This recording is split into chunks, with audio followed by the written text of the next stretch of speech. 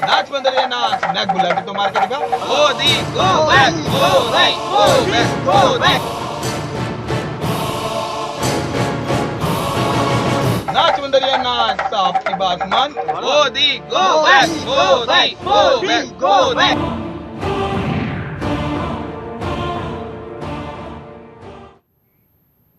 Break के बाद आपका एक बार फिर से स्वागत है। आप देख रहे हैं बिंदास बोल, और बिंदास में हम आपके सामने मुद्दा लेकर आए कि देश के प्रधानमंत्री को विदेश में घेरकर हिंदुस्तान की छवि को नुकसान पहुंचाने के षड्यंत्र के पीछे कौन है। अभी आपने थोड़ी देर पहले हेडलाइंस में भी देखा कि देश के पूर्व विदेश मंत्री पाकिस्तान में जाकर मोदी के विरोध के लिए एक दूसरे की मदद का आश्वासन और क्या तय कर आए हैं, उनको देश के सामने ये बताना होगा। हालांकि उनकी खुद की हैसियत और औकात इतनी नहीं है कि देश इनको सवाल पूछे, लेकिन जिसके खिलाफ षड्यंत्र किया है वो देश का प्रधानमंत्री होने के कारण पूर्व विदेश मंत्री सलमान खुर्शीद को यह सवाल पूछना बनता है कि आखिर पाकिस्तान के साथ क्या डील हुई कांग्रेस की, वो सलमान खुर्शीद बताए। क्योंकि ऐसे समय में जब लंदन में मोदी है और मोदी के विरोध में वहां पर 12 लाख पाकिस्तानी जो है वो एक तरीके से टूट पड़े हैं, छुट्टियां ली है, और मोदी जिन भी रास्तों से गुजरेंगे वहां पर विरोध के लिए वो एकजुट है। ऐसे में कांग्रेस का नेता वहां पर जाकर उनसे क्या डील कर आया है, यह हिंदुस्तान को उसको बताना जरूरी है। मयंक जी, क्या यह डील सार्वजनिक नहीं होनी चाहिए? देश के साइड से भी टेररिस्ट के साथ हमारी एक नेता करती हैं वहां पर ईस्टर्न बॉर्डर पर। आजकल कुछ वोट लेने के लिए एक पर्टिकुलर कम्युनिटी का या तो बांग्लादेश जाया जाता है या पाकिस्तान जाया जाता है।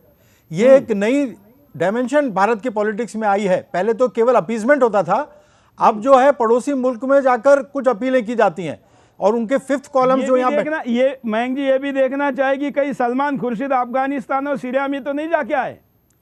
मुझे कोई सरप्राइज नहीं होगा, क्योंकि ये लोग कुछ भी कर सकते हैं। जो इनका नेशनल एडवाइजरी काउंसिल था सोनिया गांधी का, उसी के सारे जो मेंबर्स हैं वो लूजली सब इन्वॉल्व हैं ऐसी संस्थाओं के साथ में जो अल्ट्रा लेफ्टिस्ट ऑर्गेनाइजेशंस हैं, नक्सलाइट ऑर्गेनाइजेशंस हैं, और नक्सलाइट ऑर्गेनाइजेशंस का डायरेक्टली लश्कर ए तैयबा के साथ संबंध है। ये स्टेटमेंट है छत्तीसगढ़ सीएम का।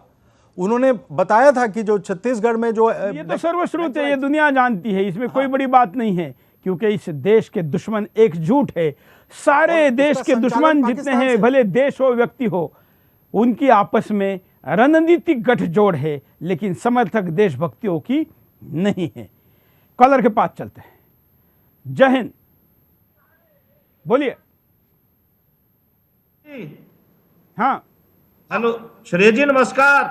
बोलिए। हाँ सर जी, राजेंद्र मल्होत्रा बोल रहा हूँ जी। क्या कहना है आपको? सर जी, ये मेरे को ये कहना है कि मैं किसी पार्टी से संबंध नहीं रखता। क्वेश्चन क्या कि ये कांग्रेस वाले क्या बोल रहे हैं, इनको तो एकदम बोलने का पता ही नहीं चल रहा। ये को भारत के लिए अपने लिए कुछ नहीं कर रहे। ये बोलते हैं कि कांग्रेस ने किया, कांग्रेस ने किया क्या है? अगर आज कोई अच्छा प्रधानमंत्री मिला है उसकी बात तो सुने, क्या कर रहे हैं क्या नहीं।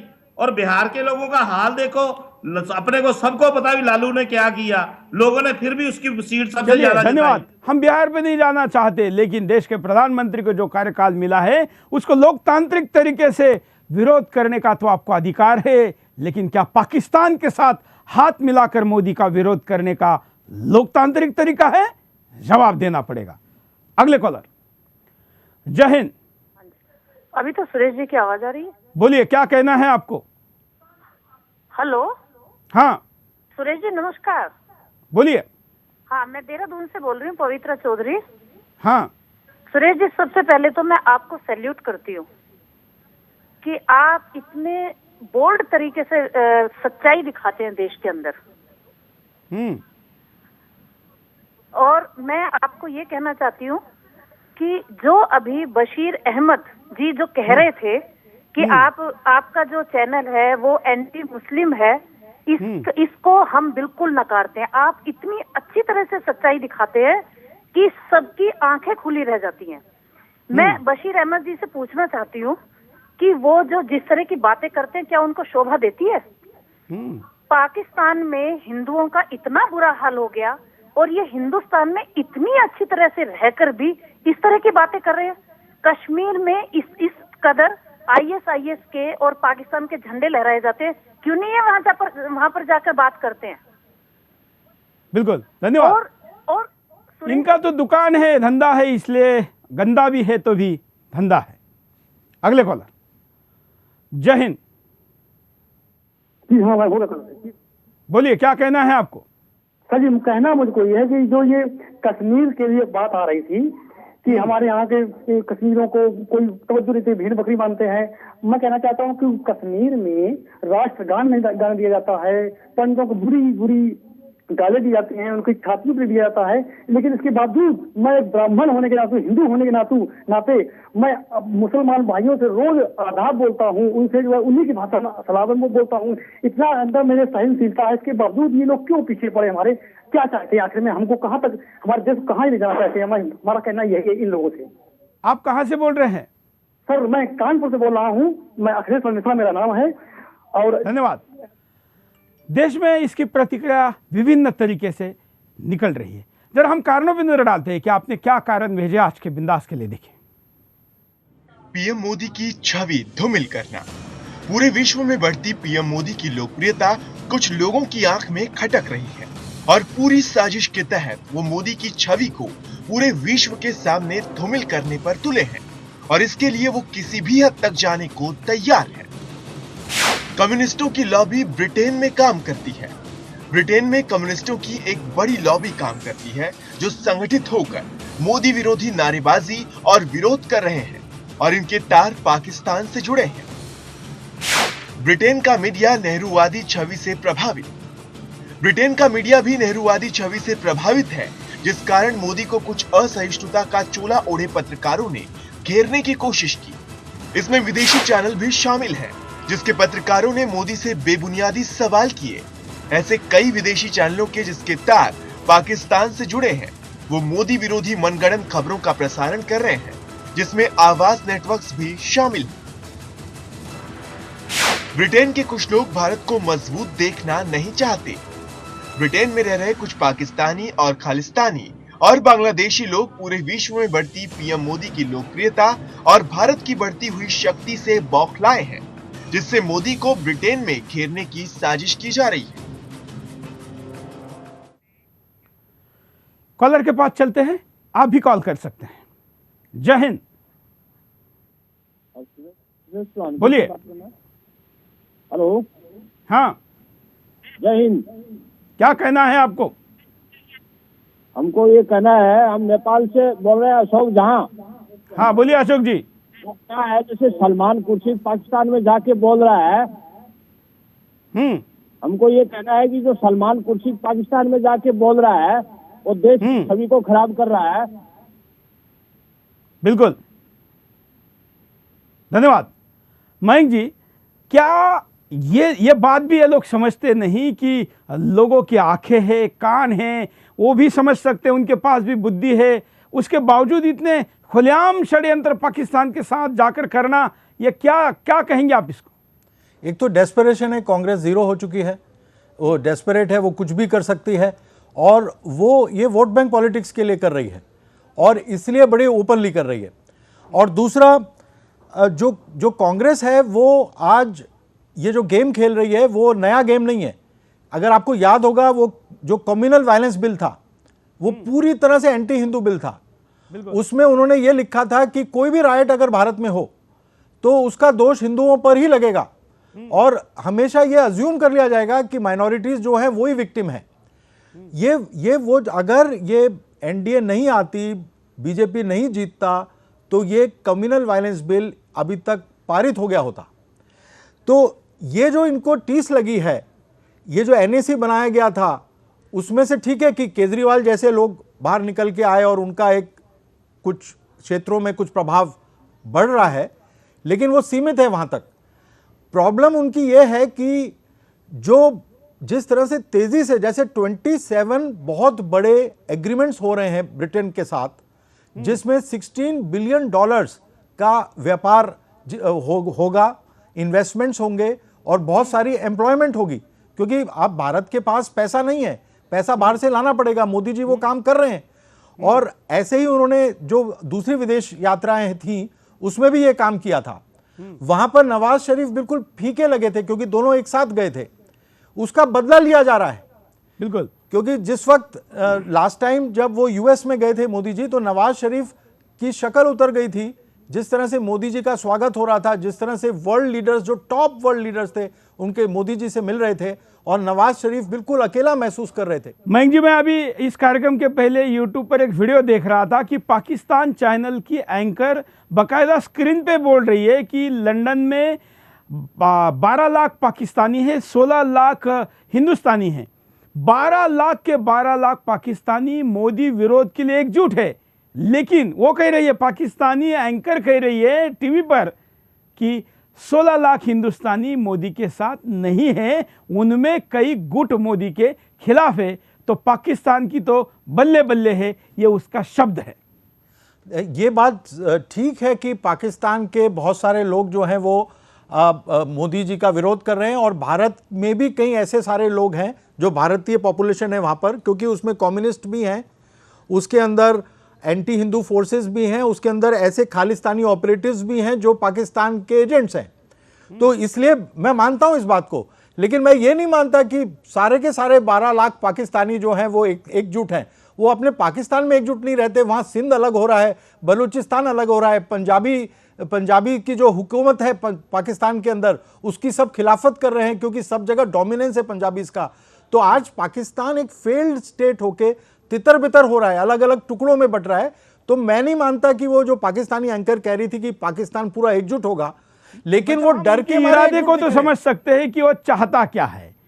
उसने डायरेक्ट भारतीय नेताओं का नाम नहीं लिया, भारत की विपक्षी पार्टियों का नाम नहीं लिया, लेकिन यह भी अब ओपन हो गया कि भारत का पूर्व विदेश मंत्री पाकिस्तान में जाकर मोदी विरोध के लिए पाकिस्तान की मदद मांग रहा है या मदद दे रहा है। अगर हम बात गलत या झूठ कह रहे तो मैं सलमान खुर्शीद को आह्वान करता हूं कि हम वो जो कहो जहां कहेंगे वहां पर अपना टीम भेजने के लिए तैयार है, वो अपना पक्ष दुनिया के सामने जरूर रखें।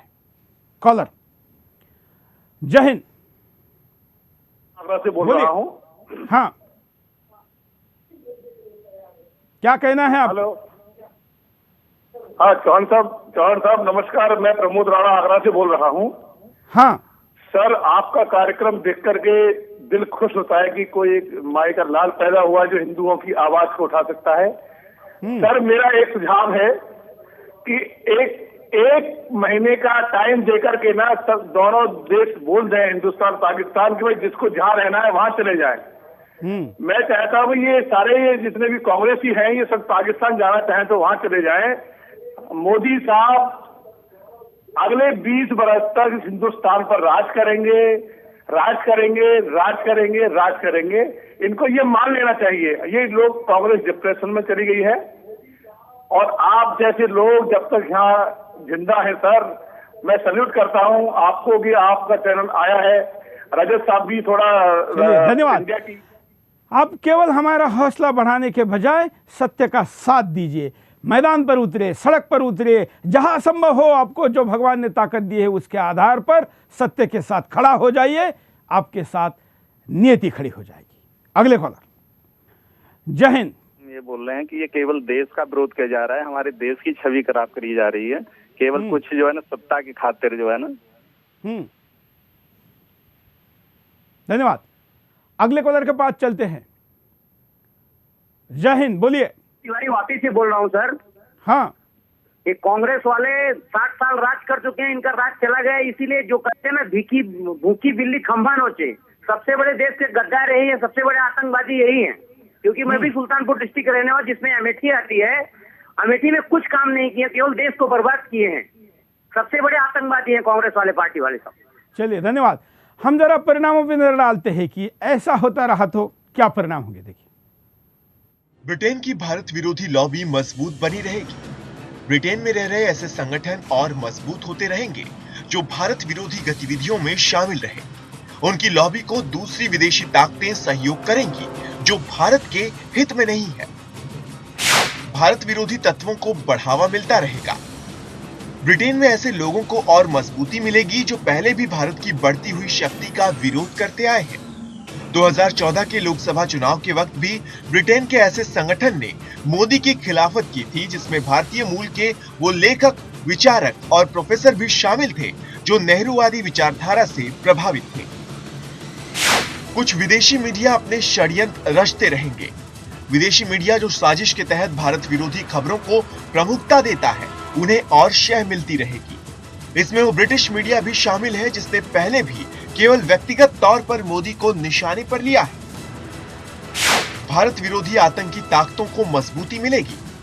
ब्रिटेन में रह रहे खालिस्तानियों और पाकिस्तानियों की ताकत और बढ़ेगी, जो भारत को तोड़ने की फिराक में लगे हैं। इसी के साथ भारत में आतंकी गतिविधियां और सक्रिय हो जाएंगी, जिन्हें विदेशों से भारत में आतंकी हमलों के लिए पैसे मिलते हैं। कॉलर के पास चलते हैं। जय हिंद। हाँ जी, हाँ जी, बोलिए, क्या कहना है आपको? हेलो, बोलिए। हाँ जी, जय हिंद। हाँ, मैं ओमकार श्रीवास्तव बोल रहा हूँ जयपुर से। हाँ, हेलो, बोलते मैं रहिए। ये कह रहा हूँ, ये जितने भी धर्मनिरपेक्ष बनते हैं ये सब हिंदू विरोधी हैं। मैं जितने भी धर्मनिरपेक्ष बिल्कुल, धन्यवाद। ये बात मयंक जी जो कॉलर ने अभी कही है, ये बात तस्लीमा नसरीन ने भी कही है, बांग्लादेशी लेखिका। वो कहती कि जितने सेकुलर है भारत में वो सारे एंटी हिंदू है। हाँ, ये सेकुलरिज्म एक स्मोक स्क्रीन है, वो एक दिखावा, एक मुखौटा है जिसके पीछे एंटी हिंदू एक्टिविटी करते हैं। वो सिर्फ दिखाते हैं, एक्चुअली मन में हिंदू धर्म के प्रति गहन विद्वेष है। हिंदू धर्म अब देखिए, जैसे हम लोग कह रहे हैं कि आप काऊ का स्लॉटर मत करिए, तो साधारणतः इस बात की प्रशंसा वो व्यक्ति भी करता है जो बीफ खाता है, क्योंकि उसको भी पसंद नहीं आता कैसे काटा जा रहा है, क्या कर रहा है। तो अब देखिए क्या कि जो सेक्युलर है वो कैसा बन जाता है कि जो काट रहा है वो तो टॉलरेंट है और जो रोक रहा है काटने से वो इनटॉलरेंट है। तो इस तरह की मूर्खता जैसी बातें हमारे देश में चलती रहती हैं और हम चलाते रहते हैं। तो ये जो हमें बल्कि इसका जवाब अपनी नई लैंग्वेज में सेक्युलरिस्टों को अगर टैकल करना है तो देना चाहिए कि हमें वो कहते हैं कि आप इनटॉलरेंट हैं, हम कहते हैं नहीं नहीं साहब हम इनटॉलरेंट नहीं है। लेकिन हमें जवाब क्या देना चाहिए कि हमारे अंदर जीरो टॉलरेंस है टेररिज्म के लिए। हमारे में बिल्कुल भी टॉलरेंस नहीं है। जो व्यक्ति आतताइयों वाला काम करेगा उसके लिए भारत की भूमि पर, पुण्य भूमि पर कोई टॉलरेंस नहीं है। हमारे जितने देवी देवता थे उन्होंने कभी टॉलरेट नहीं किया दैत्यों का, उनका वध किया। बिल्कुल। तो ये जवाब है इसका। हम बार बार कहेंगे नहीं साहब हम क्यों टॉलरेट करें।